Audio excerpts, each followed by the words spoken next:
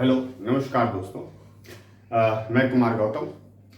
कल आपने हमारी जो पहली वीडियो थी उसमें मैं बताया था कि इतिहास के कालखंडों को मैंने बांटा था और प्राचीन भारत इतिहास की कालखंडों को भी मैंने बांटने का काम किया था। आज हम एक नई वीडियो लेके आ रहे हैं और उस टॉपिक का नाम होगा हमारा प्राचीन भारत इतिहास के स्रोत।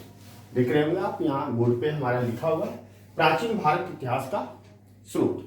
तो सबसे पहले मैं कुछ बातें बता दूं कि प्राचीन भारत इतिहास जितने भी चीजों की हम आज किसी के माध्यम से किसी चीज की प्रामाणिकता हमें सिद्ध करते हैं, हम चाहे पुस्तकों के माध्यम से करें, चाहे पुरातात्विक के माध्यम से करें, चाहे किसी पुस्तक को हम विदेशी पुस्तक को उठा के हम बात करते हैं तो वो स्रोत के रूप में अध्ययन करते हैं।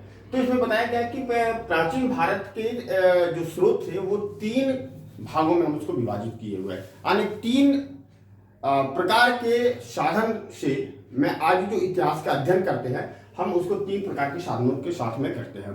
तो पहला हमारा जो साधन था वो है, आप अंडरलाइन भी देखते जाएंगे और जिससे आपको बेसिक चीज होगी और कहाँ से क्वेश्चन को पुटअप होते हैं मैं वो भी चीज आपको बताने जा रहा हूँ। तो सबसे पहले मैं बताया पुरातात्विक स्रोत। पुरातात्विक स्रोत का मतलब क्या होता है दोस्तों कि पुरातात्विक स्रोत जो खुदाई के दौरान हमें जो साक्ष्य प्राप्त हुआ है उसी को हम पुरातात्विक स्रोत कहते हैं। इसके बारे में आगे जो हमारी नेक्स्ट वीडियो आएगी उसमें मैं बताऊंगा कि हड़प्पा सभ्यता की जब खुदाई हो रही थी, नगर नियोजन की बात हम करते हैं, जब खुदाई कर रहे थे तो उनकी पूरी तरह से जो हम एविडेंस के रूप में, साक्ष्य के रूप में मानते हैं वो पुरातात्विक स्रोत के रूप में मानते हैं। दूसरा साहित्यिक स्रोत की बात करता हूं तो साहित्यिक स्रोत जो लेखों के माध्यम से, लेख का मतलब है पुस्तकों के माध्यम से हमने जो इतिहास की जानकारी मुझे प्राप्त होती है तो साहित्यिक स्रोत के रूप में हम अध्ययन करते हैं। और तीसरा था कि हमारे देश में प्राचीन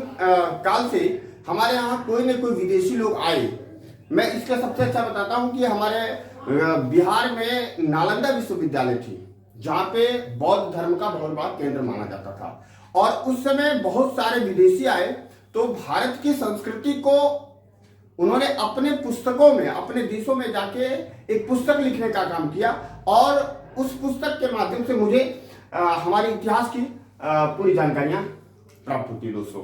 तो सबसे पहले मैं पहला स्टेप में बात करूं पुरातात्विक स्रोत। ये डायग्राम आपका बना हुआ है और इसके बाद में एक जो पुरातात्विक स्रोत है, साहित्यिक स्रोत है, विदेशों का विवरण है, मैं उस पर अध्ययन करवाऊंगा। लेकिन सबसे पहले मैं एक डायग्राम को हम समझ लें, फिर बाद में हम आपको नेक्स्ट वीडियो प्रोवाइड करेंगे।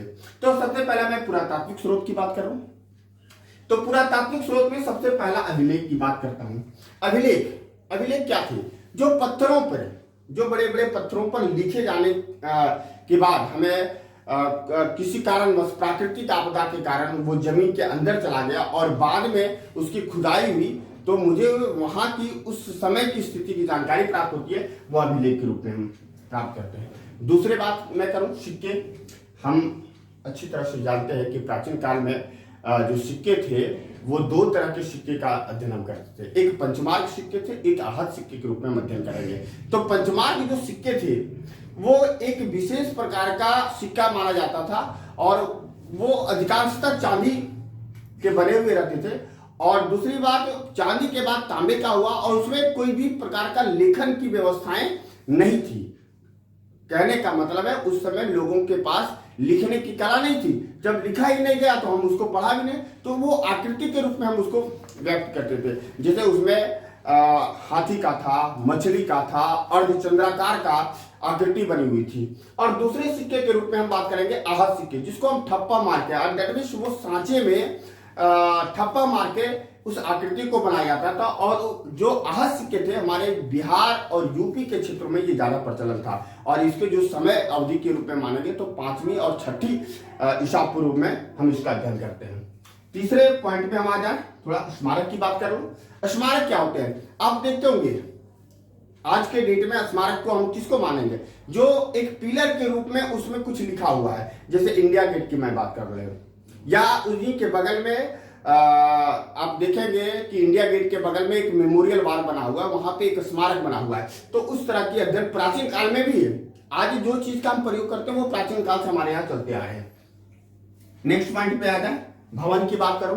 बड़े बड़े भवन, राजप्रसाद, चंद्रगुप्त मौर्य की बात करता हूँ तो चंद्रगुप्त मौर्य का जो राजप्रसाद था, महल था या भवन था, वो लकड़ी और पत्थरों के मिक्स के बना हुआ था। और वो बाद में क्या हुआ, किसी प्राकृतिक आपदा के कारण ध्वस्त हो गया।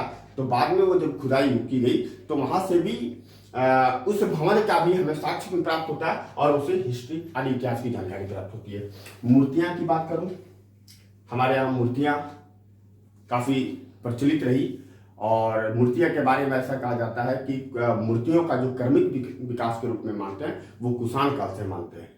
और हमारे यहाँ दो तरह की मूर्तियां का निर्माण होता था। एक गांधार था जो विदेशी शैली के रूप में मानते हैं और एक मथुरा कला जो स्वदेशी के रूप में हम उसको अध्ययन करते हैं। मृदभांड एक टॉपिक है आपकी जो नेक्स्ट पॉइंट के रूप में है। मृदभांड का मतलब होता है कि मिट्टी के बर्तन। तो हड़प्पा सभ्यता में जब लोग अस्थाई जीवन, हड़प्पा सभ्यता से पहले लोग अस्थाई जीवन में व्यतीत करते थे, तो मृदभांड की जो बात करता हूँ वो उसकी भी हमें साक्ष्य के माध्यम से हमें वो पुरातात्विक स्रोत की बात करेंगे। दूसरे टॉपिक पे हम आ जाए दोस्तों, और ये है साहित्यिक स्रोत। साहित्यिक का मतलब होता है जिसको हम पढ़ सकते थे, जो किताबों के माध्यम से मुझे तो इसमें दो तरह के हमें चर्चा करेंगे। एक था धार्मिक स्रोत देखेंगे आप, और दूसरा था गैर धार्मिक स्रोत। यहाँ पे एक समझेंगे धार्मिक स्रोत क्या था। हमारे प्राचीन काल में ऋषि मुनियों का बहुत बड़ी संख्या मानी जाती है और जो ऋषि मुनि थे वो बहुत सारे ग्रंथ का निर्माण किए, इसलिए इसको क्या कहा गया, ये आप देखेंगे गोला कर दे रहा हूं मैं, ये ब्राह्मण ग्रंथ के रूप में है। और जब ऋग्वेद के 10वें मंडल में वर्णों का बंटवारा हो गया, ब्राह्मण, क्षत्रिय, वैश्य और शूद्र, तो ब्राह्मण लोगों ने जो 3 प्रकार की जातियां थी, क्षत्रिय लोगों थे, वैश्य थे या शूद्र थे, उन्हें ब्राह्मण ग्रंथ पढ़ने का अनुमति नहीं दी गई। तो उसके विरुद्ध में 2 प्रकार के ग्रंथों का उदय होती है और जिसका नाम होता है, यहाँ भी आप एक बार नजर मार देखेंगे, ये होता है बौद्ध साहित्य और दूसरा था जैन साहित्य। यही है आपका एक ब्राह्मण ग्रंथ और एक ब्राह्मण गैर ब्राह्मण ग्रंथ के रूप में हम अध्ययन करते हैं। तो ब्राह्मण ग्रंथ में हमें पढ़ना है वेद, वेदों की बात करेंगे। वेद हमारे यहाँ 4 प्रकार के थे, ऋग्वेद, यजुर्वेद, सामवेद और अथर्ववेद की बात करेंगे। इसकी जो आगे इसकी चर्चा हम करेंगे। दूसरा आदि काव्य के रूप में हम करते हैं। आदि काव्य किसे बोला गया है, रामायण और महाभारत को आदि काव्य के रूप में हम करते हैं जो ब्राह्मणों के द्वारा लिखा गया था।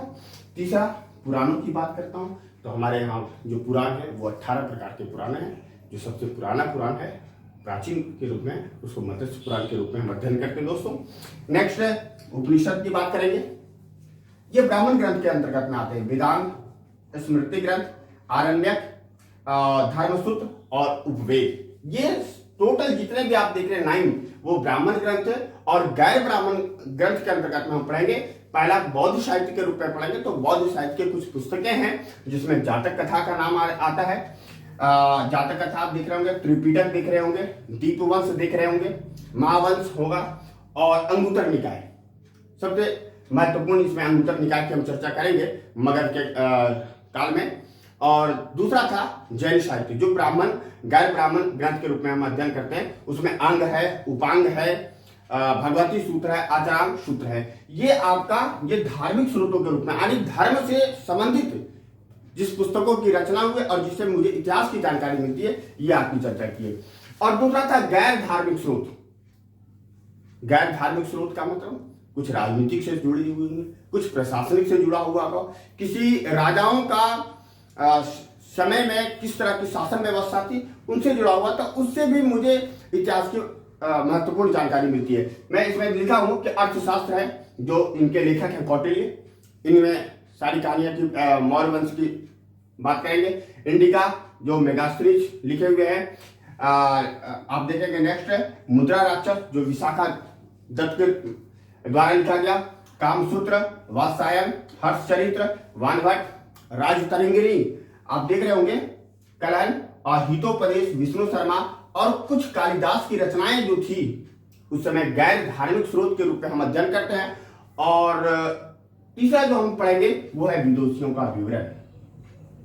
मैं पहले भी बता चुका हूं कि हमारे प्राचीन काल से विदेशियों का आक्रमण रहा और वो हम मगध के बाद हमारे यहाँ जो मौर्य वंश के बाद है, तो मध्य एशिया से अरे चीन, अफगानिस्तान, ईरान से कुछ लोग आए और उन्होंने क्या किया कि यहाँ पे आके यहीं पे शासन व्यवस्था प्रारंभ किया था।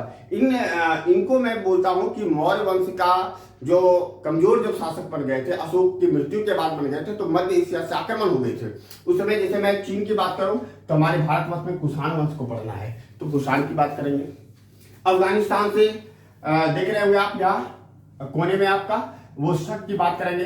ईरान से पल्लव की, जो पल्लव वंश थे, इन्होंने ये 3 प्रकार के शासन हमारे यहाँ किए थे, जो प्राचीन भारत में मध्य एशिया से हमारे भारत में आए हुए थे। लेकिन ऐसे नहीं, हम इस तरीके से भी पढ़ेंगे कि हमारे यहाँ ईरानी भी आए, जैसे साइरस और दारा प्रथम, जो 560 ईसा पूर्व में भारत में आए और आक्रमण के उद्देश्य से इन्होंने भी आए। तो यहाँ जब आए तो यहाँ से अपनी संपत्ति तो ले गए, लेकिन जब वहां पे गए तो भारत के इतिहास को लिख डाला, और उसके माध्यम से भी हम अपने इतिहास यानी प्राचीन भारत के इतिहास का अध्ययन करते हैं। दूसरा में मैं बात करूं यूनानी भी हमारे भारतवर्ष में आए थे दोस्तों। तो उसमें सिकंदर था जो 326 ईसा पूर्व में, और दूसरा मेगास्त्री था जो 305 ईसा पूर्व में भारत में आए, और उन्होंने यहाँ की संस्कृति, यहाँ की धर्म, यहाँ की रहन सहन, यहाँ की प्रशासनिक व्यवस्थाओं के बारे में अपने पुस्तकों में लिख डाले थे। और तीसरा था चीन, जो चीनी लोग भी हमारे आए थे, तो उसमें फाह्यान की बात सबसे पहले आती है, जो चंद्रगुप्त द्वितीय, ये विक्रमादित्य की उपाधि प्राप्त करते गुप्त वंश के शासक हैं, इनके शासनकाल में फाह्यान भी आए थे हमारे यहाँ। हैंसुआंग हर्षवर्धन के शासनकाल में आए थे। शुंगयांग जो 518 ईस्वी में भारत में आए थे, और इसमें इतिशंग जो है 673 ईसा पूर्व में हमारे भारत में आए थे। नेक्स्ट अरबी की मैं बात करूं तो अरबी के एक बहुत बड़े क्या बोलता हूँ, अरबी के जो हमारे विदेशी थे, वो उसमें अल मसूदी का नाम बहुत फेमस है। अल मसूदी आए थे, ये राष्ट्रकूट के शासनकाल में आए हुए थे। राष्ट्रकूट मैं पढ़ाऊंगा, दक्षिण भारत की ये है, पाल वंश वगैरह की इसमें चर्चा होती है। और तुर्की की मैं बात करूं तो तुर्की में अल बरूनी जो थे, तुर्की से आए हुए थे। ये मोहम्मद गजनवी, जिस समय प्री मिडिवल की बात करूंगा, उस समय ये इनके साथ में आए थे। तो दोस्तों मैं एक छोटा सा ये मैं बताया हूं कि डायग्राम के माध्यम से कि प्राचीन भारत इतिहास के स्रोत हम 3 तरह से करते हैं, और इतने चीजों को पढ़ने के बाद मुझे जानकारी प्राप्त होगी कि हमारी प्राचीन भारत इतिहास कैसी रही है। तो इसके बाद दोस्तों उसके बाद में आगे की जो हमारी टॉपिक होगी इसी से जुड़ा हुआ होगा। आप ये प्राचीन भारत इतिहास का जो 3 है, वो 3 अलग अलग टॉपिकों पर अलग अलग चर्चा हम करेंगे। नमस्कार दोस्तों।